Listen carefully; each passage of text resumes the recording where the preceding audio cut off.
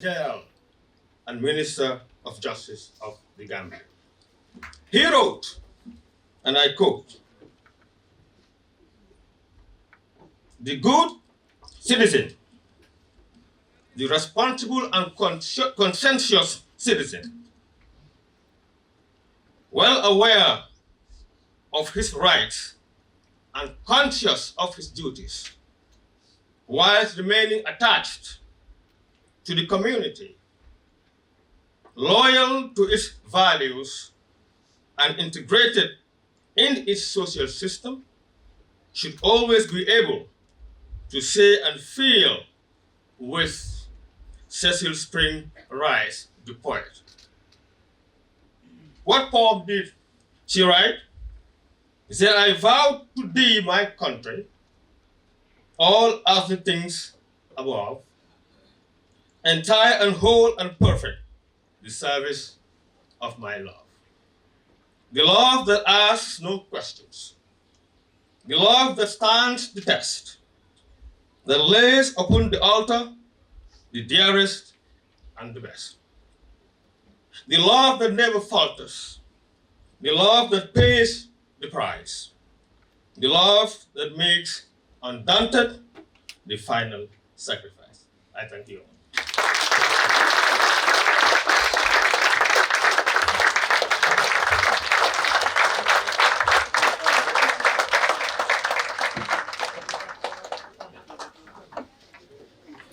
Thank you so much, Honorable.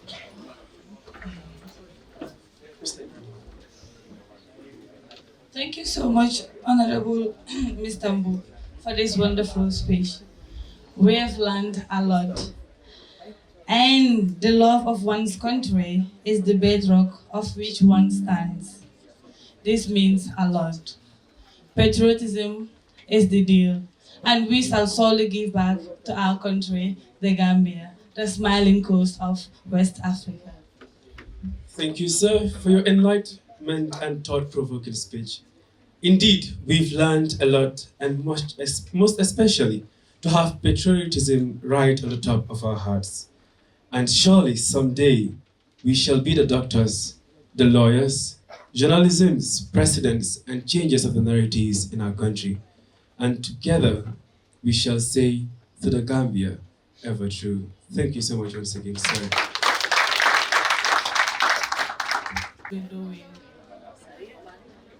or what your organization has been doing.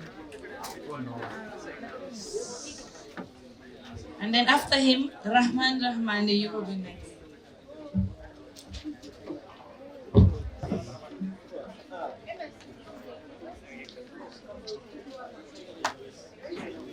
The Dice, Honorable Chancellor, Honorable Vice Chancellor, our own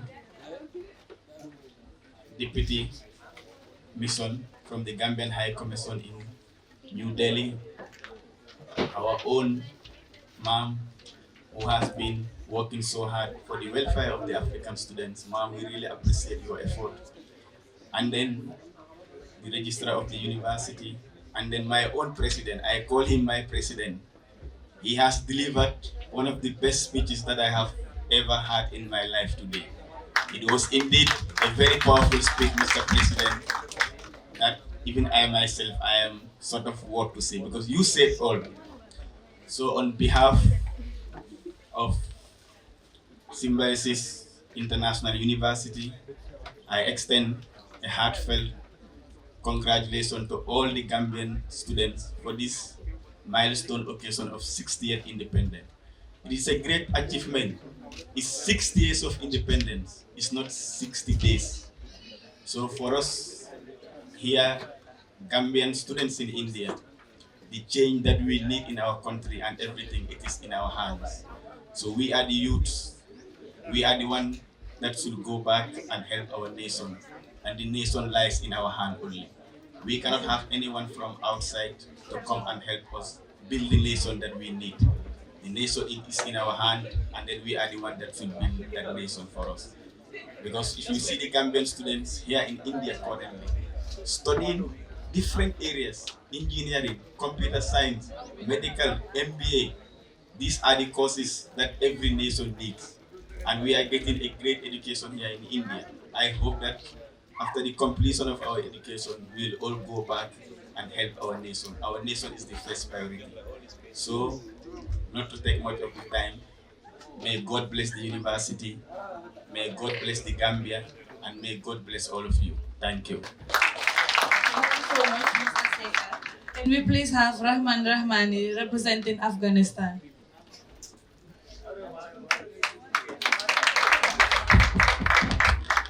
Thank you, MC. Bismillahirrahmanirrahim. رب اشرح لي صدري ويسر لي امري واحلل عقدة من لساني يفقهوا قولي صدق الله العظيم. Distinguished dignitaries on the dais, respected Chancellor Sir, Vice Chancellor Sir, His Excellency the Deputy High Commissioner of the Gambia to India, and our respected mom, who is in fact advisor to the Afro-Asian Student Connection in India, which I serve as the president of the Pune chapter of the Afro-Asian Student Connection in India.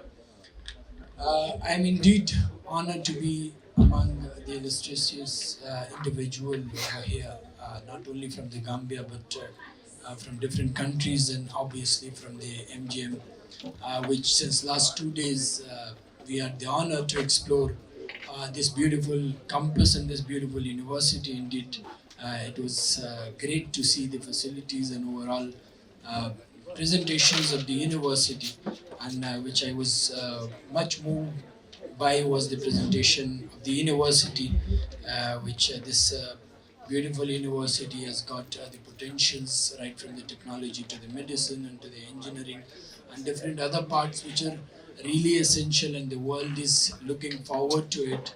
And these are the fields where the universities and the modern day education need to focus on, so that they can train their youths for moving on and developing their nations. On this auspicious occasion of the Independence Day, which is the jubilee of the 60 years of the Gambian independence, 60 years of a milestone which this great nation in the west of Africa, a smiling coast of Africa, has emerged, and they have came all the way through challenges and obstacle barriers that they had throughout their history, and now they are standing as a peaceful nation in the west of Africa. They have got great potentials, as we need in today's world. We need a few factors and parameters for a nation to develop and to become a developed nation, and that are there. And one thing that I would relate, that sometimes geopolitically importance of a country, or geopolitically allocation of a country, can be a problem for a country. Like if we speak about Afghanistan, Afghanistan is geopolitically located in the center of the Asia, but unfortunately that has been the reason for the instability in the country for a long time. But if you look at the Gambia, Gambia has got the potential to become a developed nation with the looking to the population, the looking to the geography, and looking at the neighborhood that they have got, and their sea links that they have got, and as well as the other parameters. If you look, the tourism is the main factor that can really help this beautiful country to go ahead and flourish. So I'm really delighted, and I won't take much of your time, as I'm standing between the cultural cause and shows, and as well as you guys. So I'm really delighted, and I once again congratulate every one of you the 60th Independence Day at the Gambia, and happy to be here. Thank you so much. Thank you so much, Rahmani. They have a representative that is representing Nigeria, but unfortunately he could not make it here. And again, we have another Nigerian in our midst. Thank you so much for coming to our independence, and we hope to see you again and again. We also have our South Sudanese representative here. Thank you guys so much for making it to the independence. We hope to see you again and again. Yes. And yes, Dr. Joshua Boyd, he is the professor here. He has been doing a lot since the day we informed him about this independence. He didn't take it as he is not from the Gambia. He has been working with us as a Gambian, and so many people have been yes, they were thinking he is also part of us and he is from the Gambia. Thank you so much, Joshua, sir, for all the things you've been doing. We are so great. And we have our Ugandan in our midst as well. Thank you so much, Mariam, for making it. Yes, we have a Syrian in our midst as well. Thank you so much for coming. We are so delighted. And yes, that's all. So we move straight to the poetry group.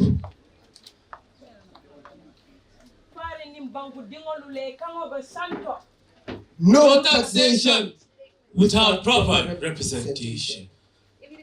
See, I am Gambia, the land that radiates its smile across the face of Africa. As the sun rises from the flat plains and sets, as it fades away from the distant horizons of my warm, calm waters. I am proud to be Gambian.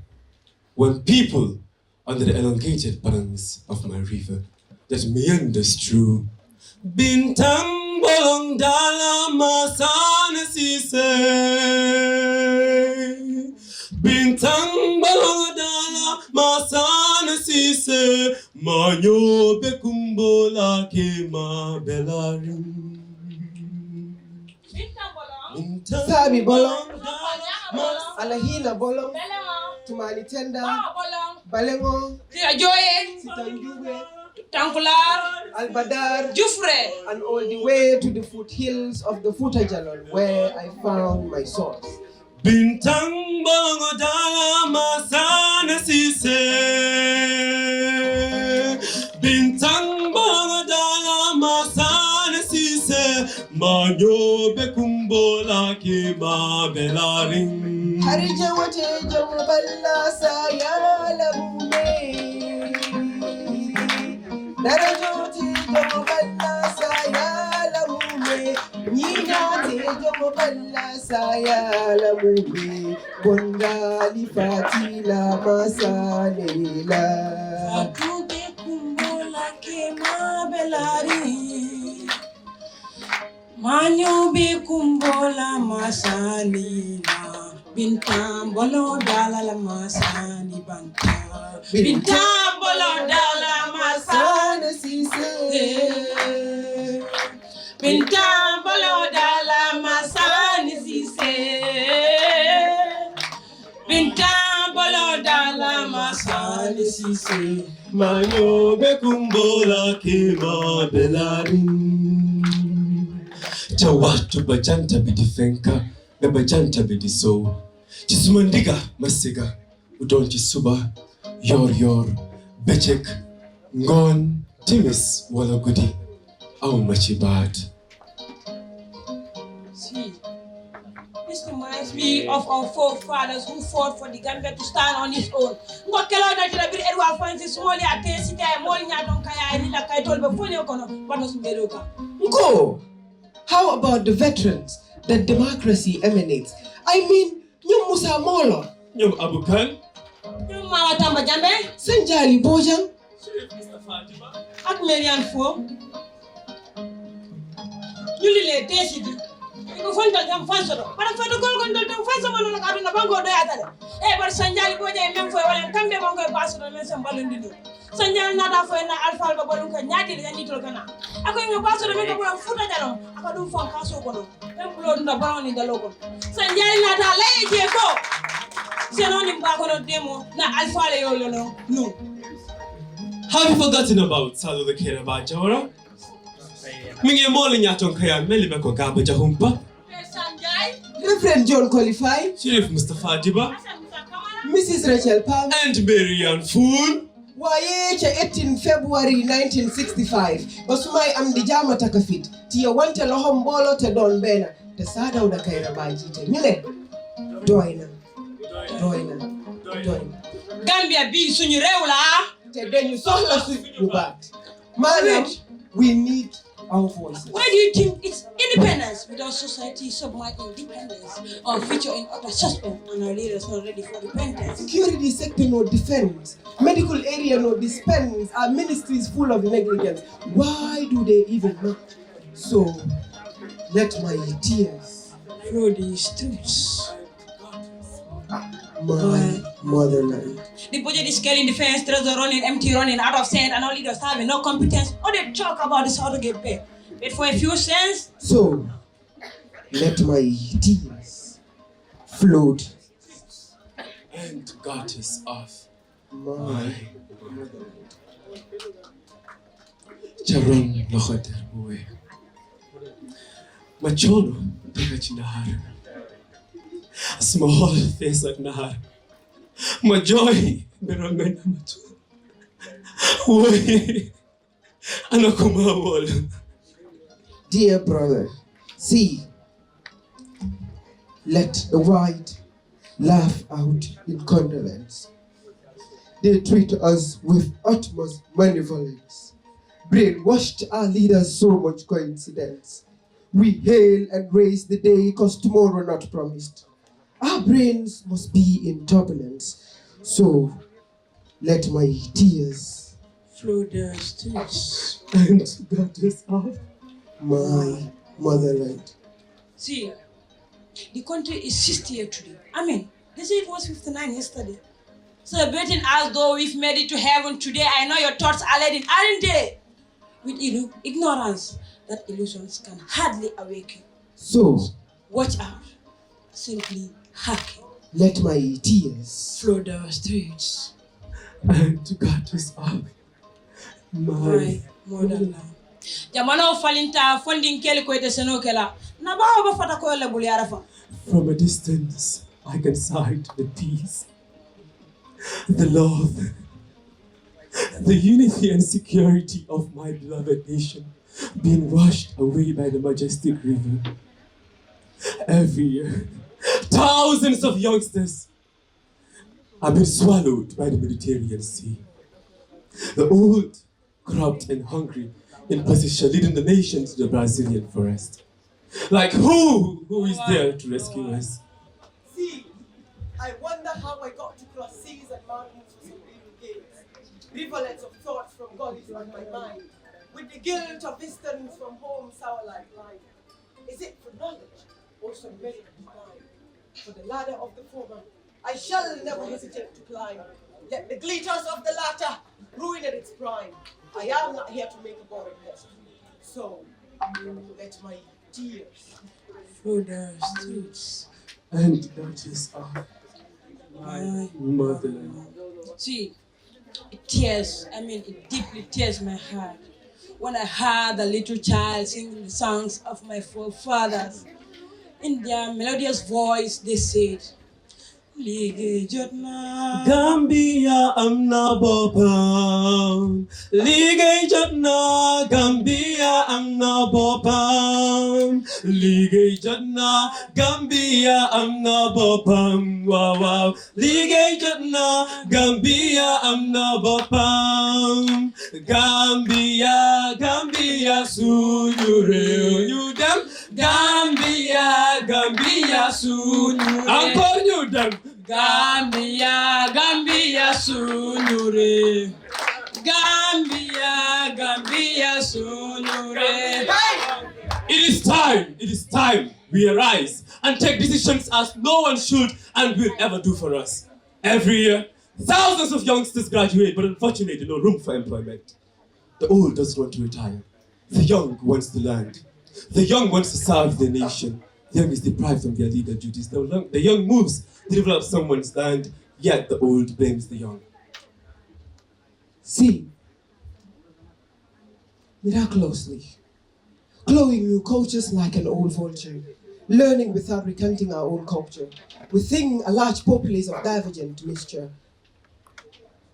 Is it for some miserable dime?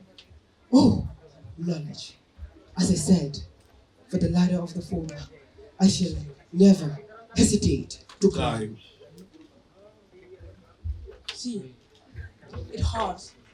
It hurts the masses. The educated and the illiterate, she really living within the human society. What of Nene so banya linga don the 5 seconds again now. Sidega? Wait. Is this what we really call as ourselves? the people of the smiling coast, of Africa, the people of the joyful nation, the Gambia. what are we do for our nations? So let us be the changes of the narratives.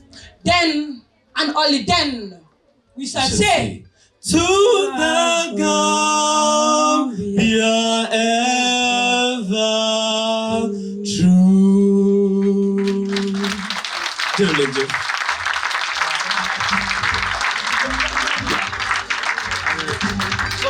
To the poetry team. What a masterpiece. Goosebumps everywhere. Thank you so much. Indeed, Ligue Jotna, Gambia, Amna Bopam. So as Gambians, please, please, please.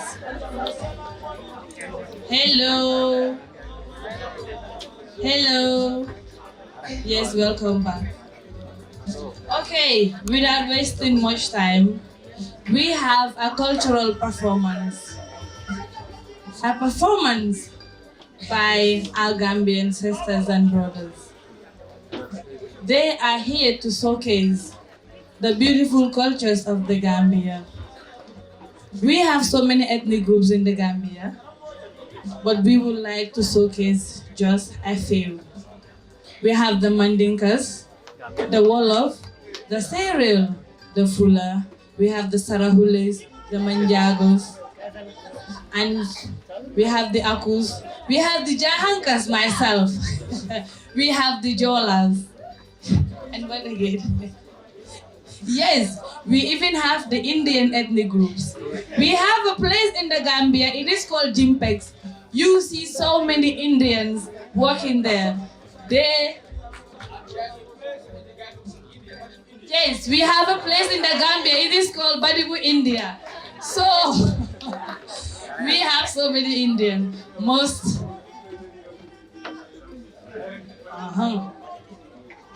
So, our Indian brothers and sisters, you're all welcome to the Gambia. The drama group, are you all set?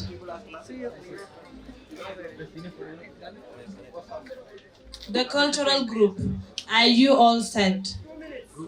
2 minutes. DJ, Sona Jobate, please.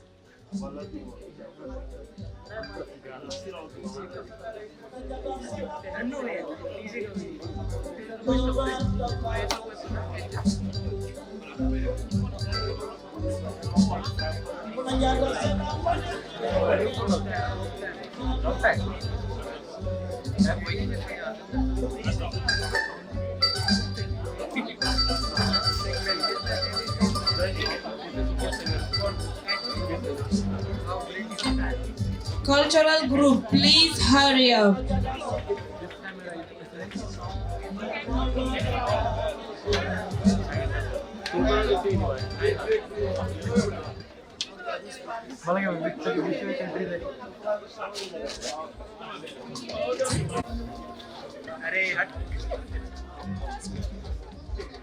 Good morning. I am so happy to be here on the stage. To my brothers and sisters from the Gambia, it is your day. It is the 60th Independence Day. Welcome to the Mahatma Gandhi Mission University, chh.sambhajinagar. The Chancellor, the Vice Chancellor, the Deputy Head of Mission, Indirani Mulay Ma'am, who is Mama Africa, the deans who are here, the president of the Gambian students, as the president of Kenyan students also, have been there since 2010. 17 years in India is not a joke for me. But I appreciate so much that the Gambian students had the opportunity, because I had a dream that the African students will step to this city so that they can be able to celebrate their culture. From the mountains where the river flows to the coast of the Atlantic Ocean, I know you have that dream of building your country. I still have a dream of building my country too. And I've been there when Mom said that in 2015 she saw that she wanted to help the African students. I remember by the year 2012 we were in Delhi. We were going there so that we can unite the African students. The incidents that happened in 2016, I was there in Jantar Mantar. I met the late Foreign Affairs Minister so that the African students can be united. I also met the current Minister of External Affairs, Jai Shankar, on the Africa Day. And I hope that this year we'll have the Africa Day at Mahatma Gandhi Mission University on 25th of May. I hope so. I'm so proud of the Gambians, and I welcome you again to MGM. Those who will complete their education of masters and bachelors, you are welcome to pursue the dream. Somebody was asking me when they saw the swimming pool. The swimming pool is there at MGM. I hope that we'll go and do the photo shoot over there. So I appreciate so much, and I welcome you all again, that you'll be able to have a good time in this beautiful city, in this beautiful university. I'm the first recipient of the post-doctoral fellowship. It was my dream to finish my PhD, and Sir gave me the dream to pursue, to become professor in the next, maybe by next year I'll become a professor. And that is a dream. You know, I remember when my mother died during the COVID time, I was at MGM. I didn't go home, but they kept me here in MGM. And this reminds me that the unity of India to hold the students, to make the students feel at home away from home, is what MGM has done. And that dream, Sir has given us the opportunity, and I hope the Gambian students will have the same opportunity. Thank you so much. Thank you so much, Dr. Boyd. Thank you so much, Dr. Boyd, for this wonderful. So the cultural group are set, and we will want to welcome the Wolof team. Ladies and gentlemen, from the heart of our diverse motherland, we begin with one of the tribes called the Wolof tribe. A single thread in the grand tapestry of our they go about their marital issues. So on stage, we have the Wolof tribe.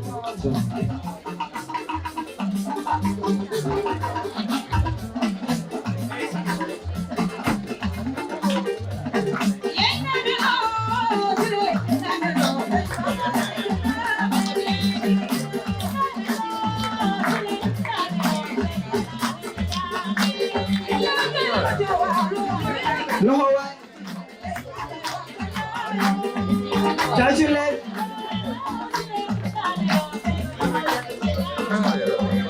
let's clap for them.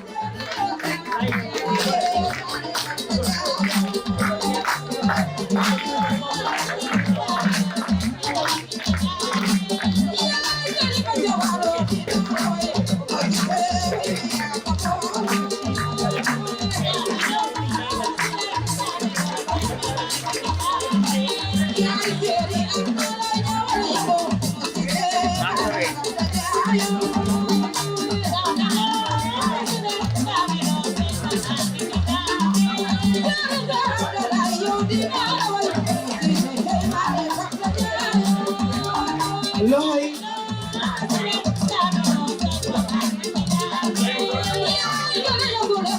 Let's clap for them. That's the Wolof tribe.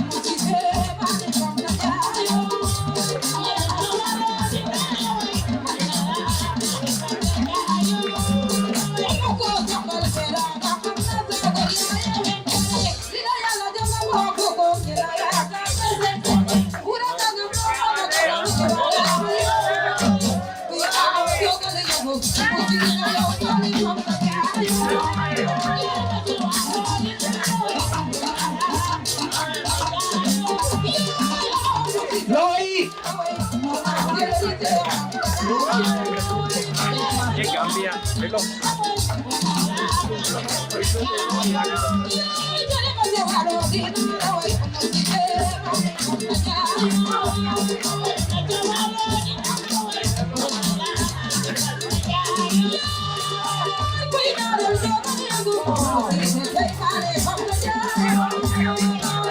Culture on display, and that is the aunt of the bride going off stage.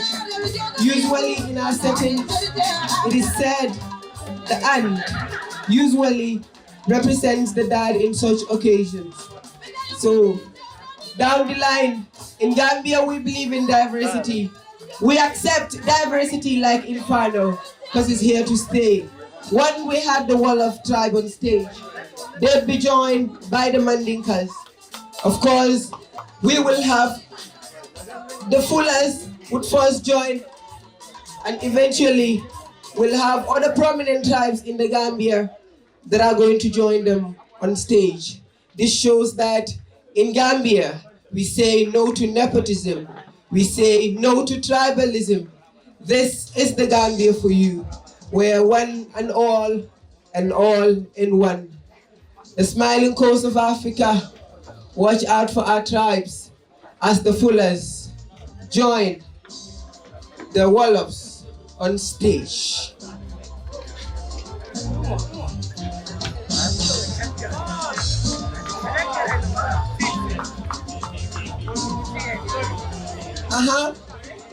Kele.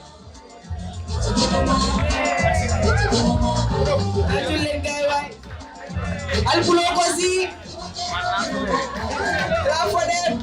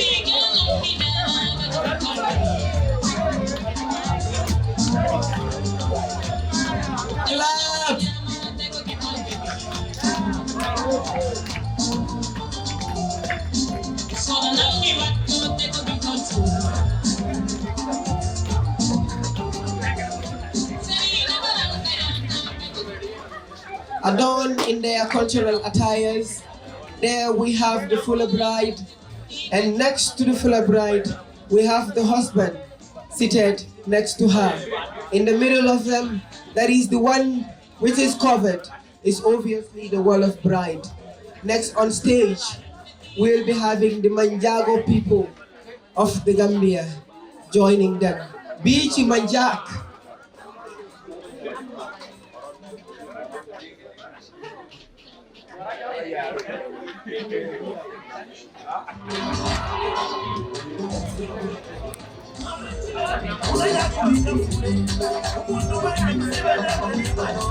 Watch out for the entrance.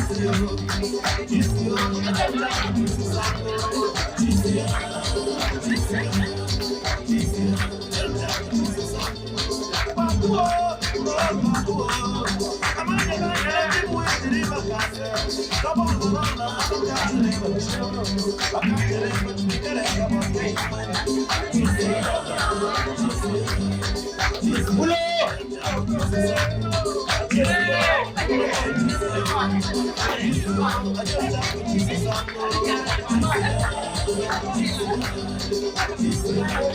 for them, round of applause.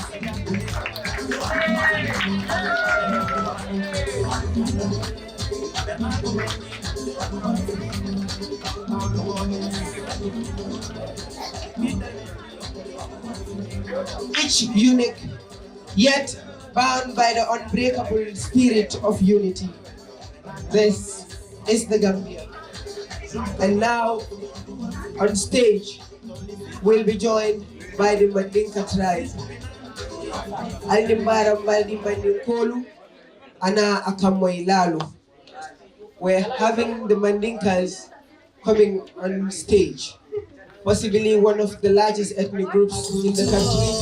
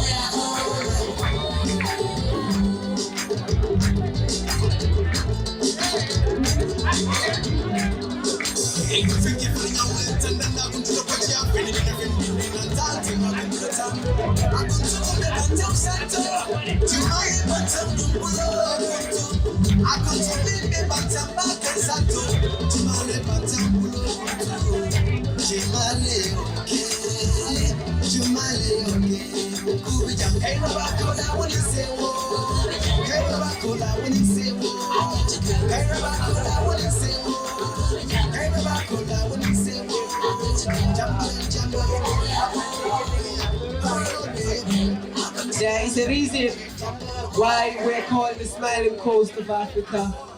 On their faces, you could see those bright smiles, like a Friday afternoon sun shining.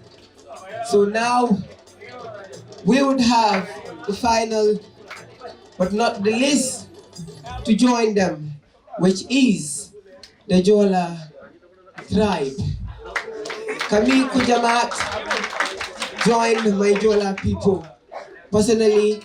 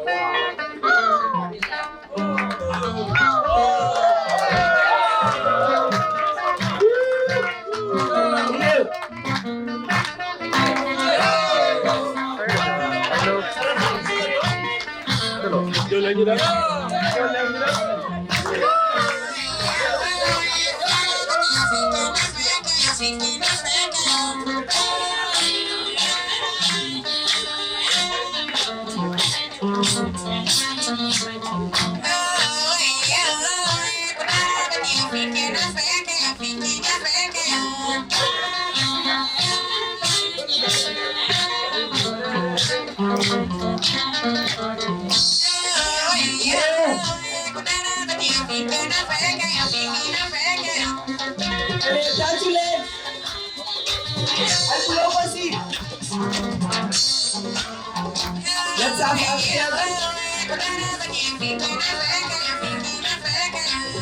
why? Okay.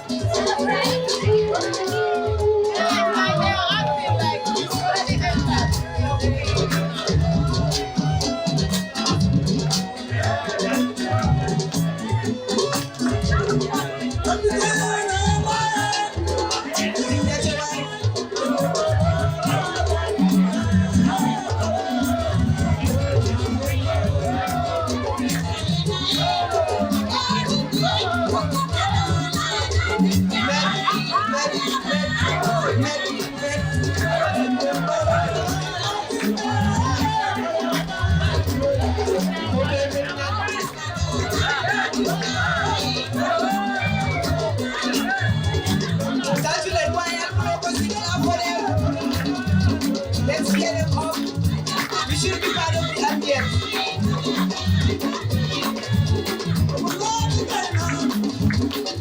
Roses. Modern Lewis. Who's that here? Okay. Stefan Book.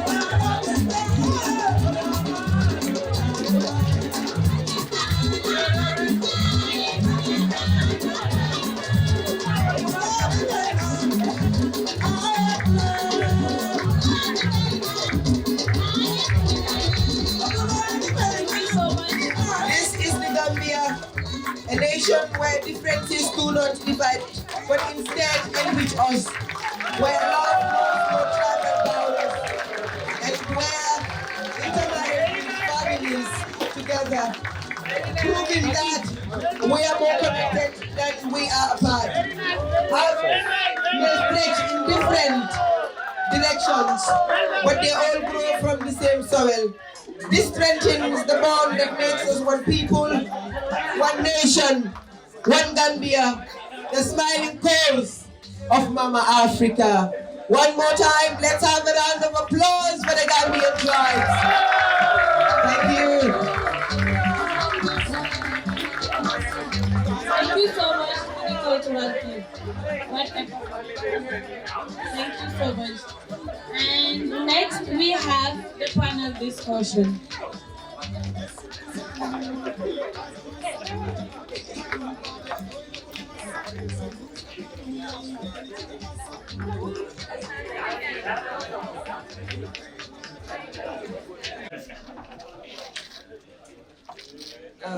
Greetings, distinguished members here.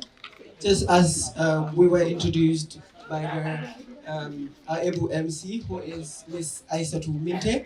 I am Saji A.K. Jaju, of course the panelist for this said discussion. But again, I wouldn't do justice without allowing my panelists to introduce themselves again. So, on my immediate right, I would start from my immediate right, and from there we move on that way, then we go to the left side as well. Thank you. So, sir. Thank you very much. Good afternoon, everyone. My name is Abdullah Njai, final year student at Marwadi University, studying computer science.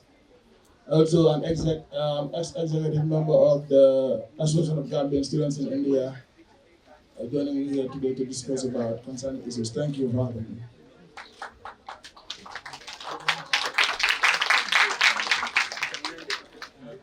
Good afternoon, everybody. My name is Mohamed Lamin from Gujarat University. I'm also a final year student pursuing a BSc in Cybersecurity and Forensics, and I'm excited to be here today. Thank you so much. Good afternoon, everyone. I am Aisat Vijata Kasama. I'm a second year student at LNCT University in Bhopal, Madhya Pradesh, currently pursuing journalism and mass communications. Good afternoon, ladies and gentlemen. I am Modi Luis, a third year BTech Computer Science and Engineering student, studying in Maharashtra, Sambhajinagar University. Thank you. Thank you very much for that brief and succinct introduction from my panelists. A quote from Mahatma Gandhi, who said, "The future depends on what we do in the present." And I believe that will be quite eminent here today. Ladies and gentlemen, undo justice without telling you guys what our topic of discussion is. Our topic of discussion is quite unique, and our topic of discussion is centered around the theme for this year's celebration. Previous speakers had mentioned it, but I wouldn't also do justice without voicing it out, which is Diamond Jubilee, marching in solidarity for self-reliance and national development. So as it stands, I would just go straight into the panel discussion proper. So I would start with, it's always said ladies before gentlemen, right? Am I right? Yes. Should I start with a lady? Yeah. Okay, then Ms. Jata is here. So Ms. Jata, looking at the said topic, it's quite broad. But one thing that I would love to know from you is, when we talk about the Diamond Jubilee, what do we expect? What's the significance of the Diamond Jubilee? Thank you very much, Sergio. Marking 60 years of independence holds profound significance for any nation, symbolizing a milestone of resilience, growth, and identity. So I will go through some of the effects of the importance of the Diamond Jubilee. One, which is historical reflection. The Diamond Jubilee serves as a reflection for the nation, to remember like the people that sacrificed and struggled for the fight of freedom. And also the second thing is national unity. Celebrating 60 years of independence strengthens national unity. Like we are here, gathered here, it encourages us to come together regardless of our backgrounds, political affiliations, to celebrate a shared identity and collective achievements. So this such unity is crucial for social cohesion, especially in societies where we have diverse cultures and techniques. And the other thing is the cultural celebration part of it, like what you've just done here. The anniversary provides a platform to celebrate the nation's culture and heritage, showcasing the arts, the music, and the literature, and of course the tradition that defines the nation. So another important thing here is the international recognition. The Diamond Jubilee can also enhance the country's international standing. It showcases stability and continuity, which can attract foreign investment and also strengthen the diplomatic relations. So in summary, the Diamond Jubilee is not just a celebration of the past, but it is a significant moment for reflection, unity, and forward thinking. Wow, amazing. I can see my panelists are well learned in this area. I mean, I am already mesmerized, I would say. So, per se, looking at these things, it's like it's not just about celebrating a milestone, it is actually a moment of pride, a moment of reflection on a lot of things that had happened. And today we're celebrating the 60th independence anniversary of the Smiling Coast. So without wasting much time, I'd move to Mr. Abdullah Njai.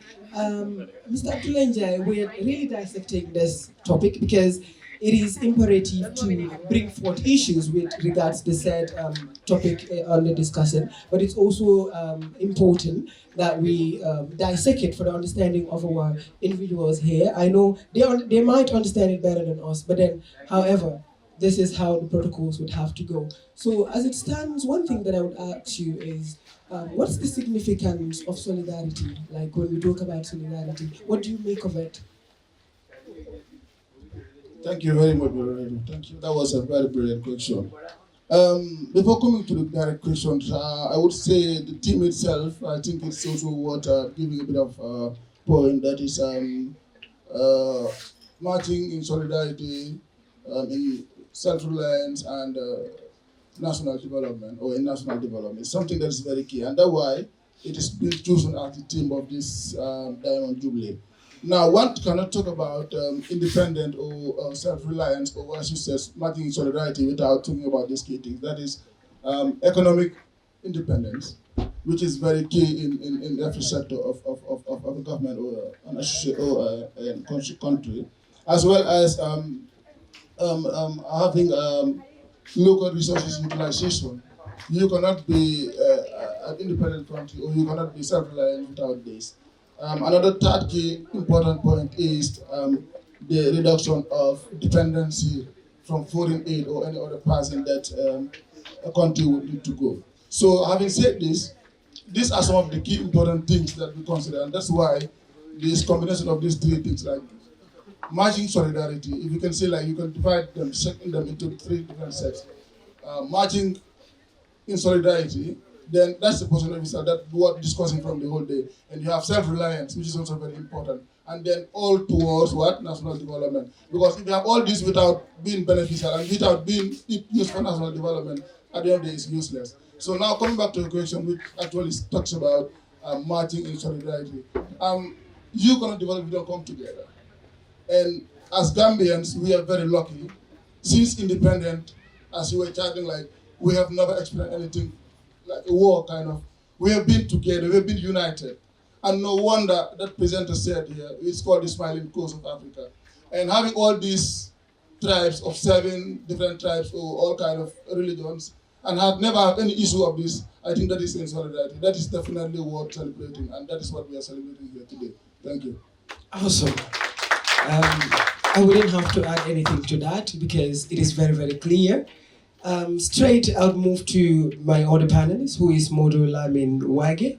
So, Modu Lamin Wage is still on the aspect of the dissection. When we talk about self-reliance with regards to the Diamond Jubilee or the Gambia celebrating its independence, what would you have to tell my wonderful audience that are seated here today? Okay, when we talk about self-reliance, it's going to have to do with a nation's ability to produce its own essential needs, like produce all the basic needs for your people of the nation without heavy reliance, heavy dependence on outside resources or foreign aids and stuff like that. So, and there cannot be development without aid. Yeah, that is part of it. But we have to reduce the heavy dependence. So for us to develop, we have to find ways, to produce our own stuff, stuff like that. Marvelous. So it's like when we talk about self-reliance, it's all about believing in oneself. But again, it waters down to telling us that no country is an island. We are all interdependent on each other. And that shows that the world is a global village. So to the last aspect of the dissection, which is the national development part, Mr. Modu Lewis, when we talk about national development, we've seen in the country, we talk about the National Development Plan, National Development this, National Development that.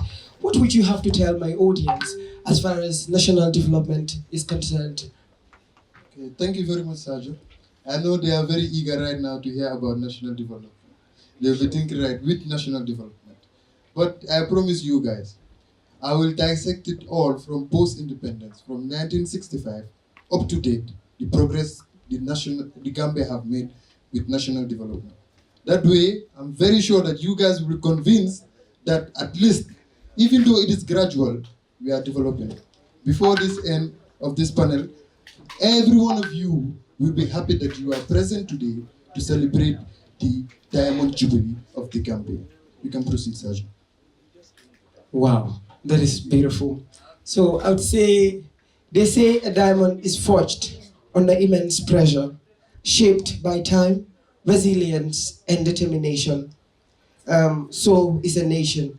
A Diamond Jubilee is not just about looking back, it is about embracing the future with the same grit and perseverance that brought us all here.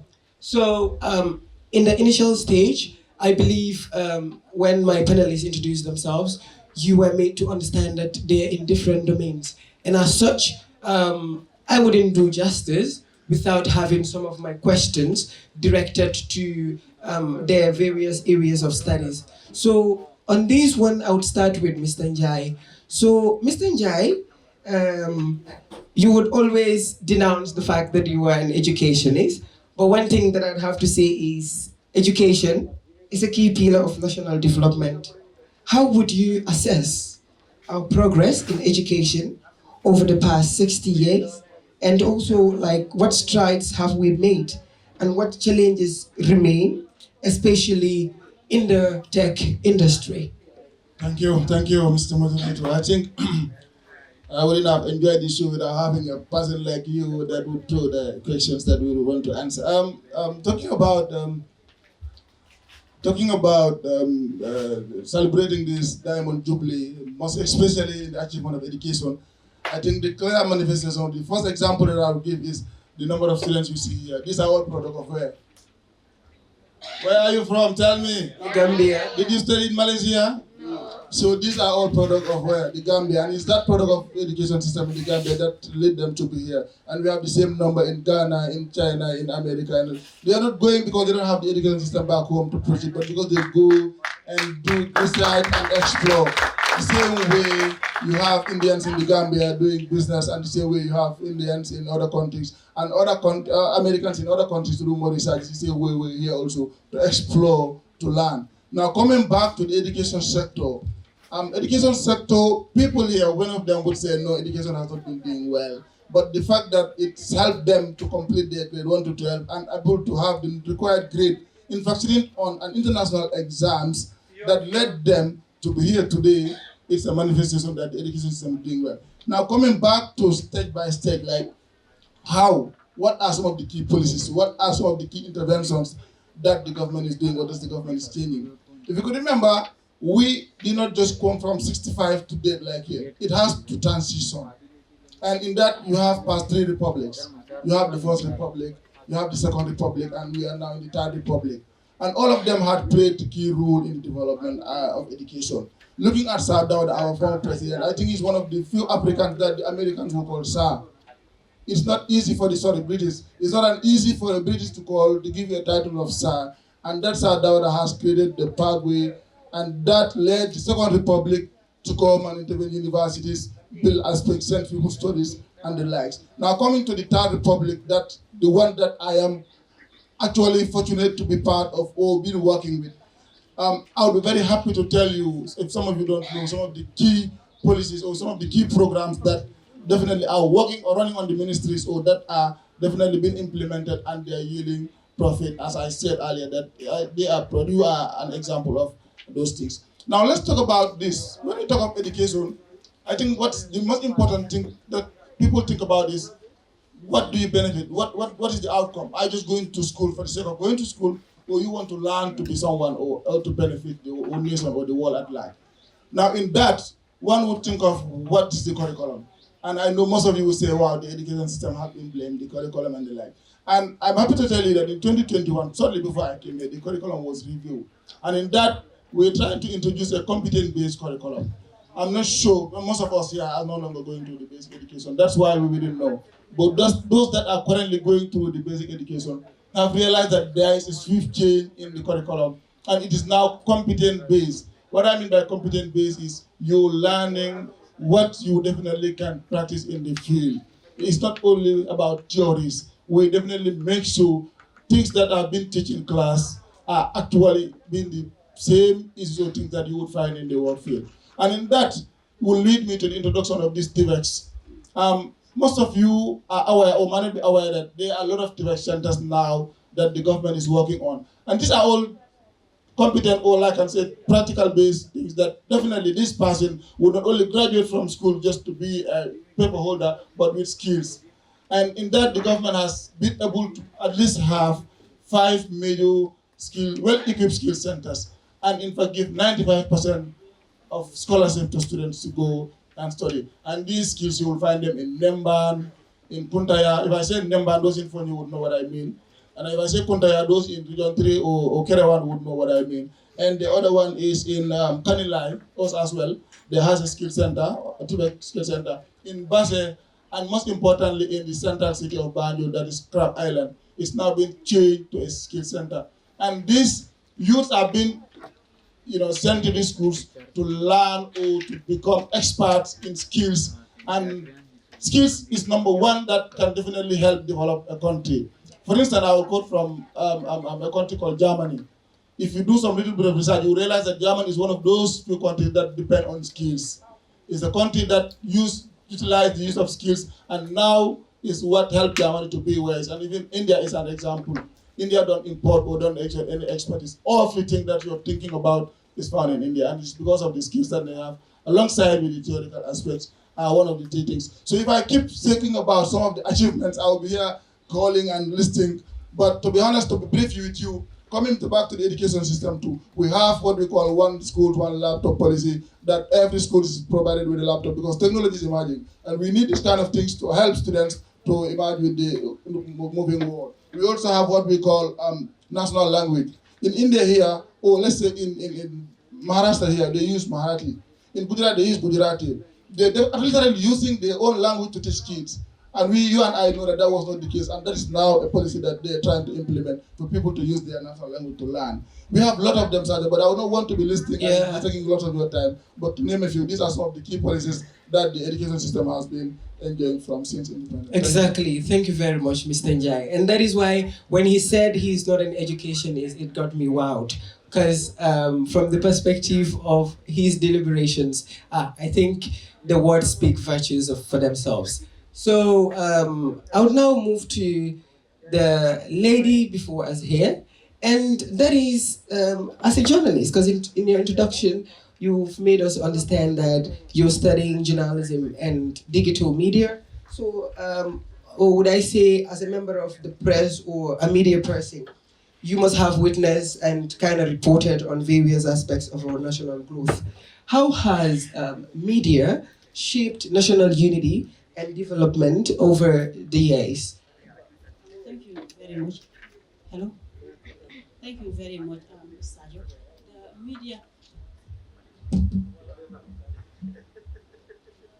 The media has played a very significant role in shaping unity in the Gambia. One important thing that the media does is information dissemination. The media, serves as a vital source of information, particularly on programs like government policies, government programs, projects. They inform the public about what is happening, and this help the populace to make decisions, and also it gives them the zeal to participate in constructive discussions. And the other thing that the media does is dialogue.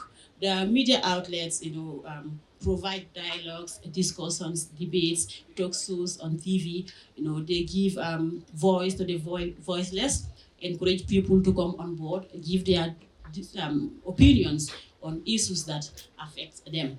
And the other thing is the media also has the potential to amplify voices of the marginalized group, like the children and the women, issues that affect them, and also contributions. So the MISTA fosters inclusivity in all aspects.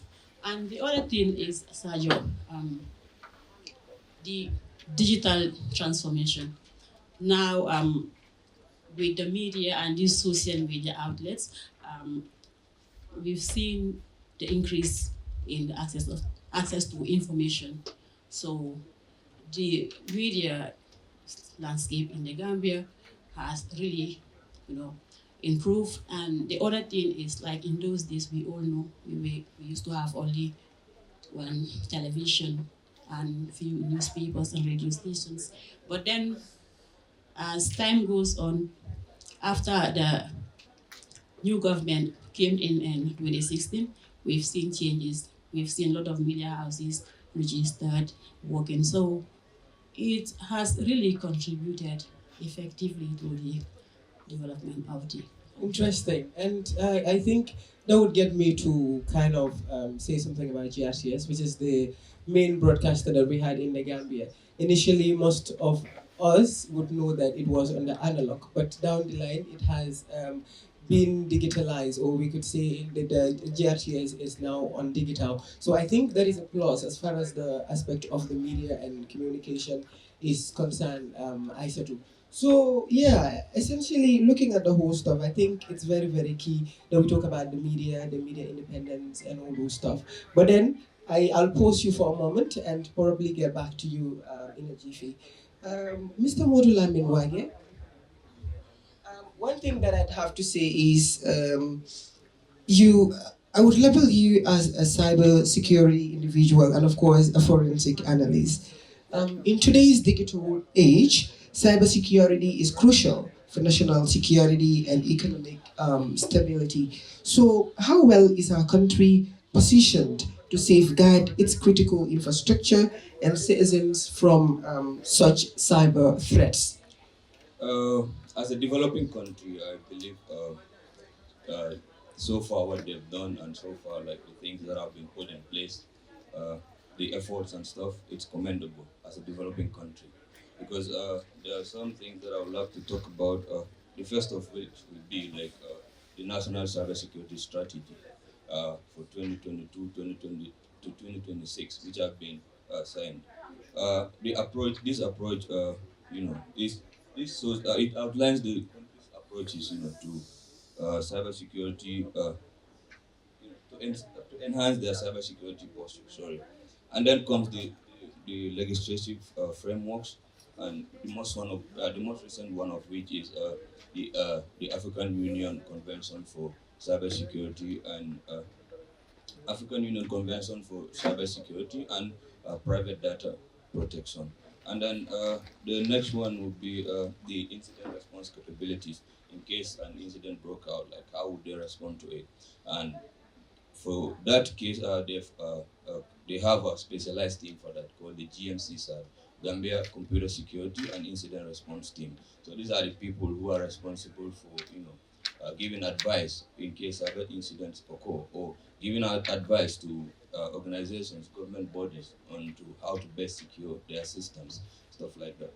And another thing that I would like to say is, I think most of these things came into picture when we all witnessed an incident that occurred in November 2022, I think. The cyber incident that occurred against our central bank. I would like to commend the way they handled that situation. It shows that they have a good disaster recovery plan and then incident response and also business continuity. Because when the incident occurred, I think it was like a ransomware attack, something like that. So what they did is immediately they were aware of it. They just isolated the affected systems, and that is what you are supposed to do, like to respond to the incident, like immediate response.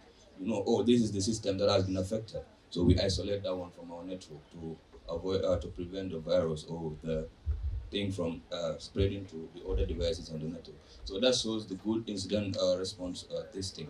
But even after all that happening, there's still they still remain to function. That is good disaster recovery and business continuity. So I commend them for that. And another thing I would like to add to that is a common saying by a former FBI director, Robert Mueller, who said, there are two types of companies only in cybersecurity: the ones that have been hacked and the ones that will be hacked. So it's like, if you think about that, in some ways you would think like security is a myth.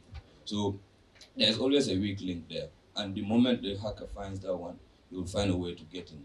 So and most of the times what organizations or government bodies do is they spend millions and billions on the technical part, like, oh, we have good cyber security experts, oh, we have good implementations in place, firewalls and all the technical stuff. But what they forget is the weakest link, which is the human psychology. Like, hackers mostly play with the human being, you understand? Oh, we found out that this guy works at a central bank, you understand? So he is not much cyber aware. So we use him as our best thing. So we attack, we send him emails, phishing, on all those things. So we excite the person, and then we get the person into clicking on a phishing link and stuff like that. And all of a sudden, we have access to the system. So what you can do about this thing is create cyber awareness and all those things. So that would be really helpful, not just focusing on the technical aspects, but making the public and everyone cyber aware. So that would be very, very good. Very well. I think one thing that stands out for me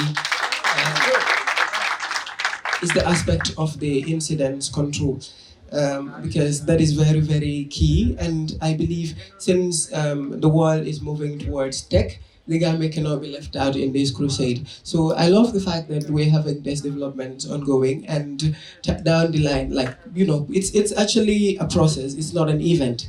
It does not just happen overnight. It has to take some stages here and there. You move from A to B, and then there you get to the Z. So that's basically the thing. But then again, thank you very much for that, Mr. Modulaminwage.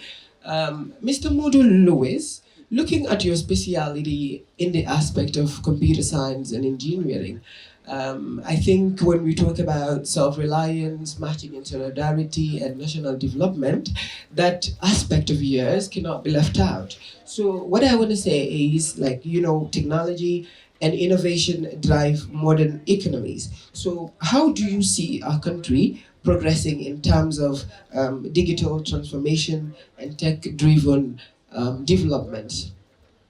Thank you very much, Sergio.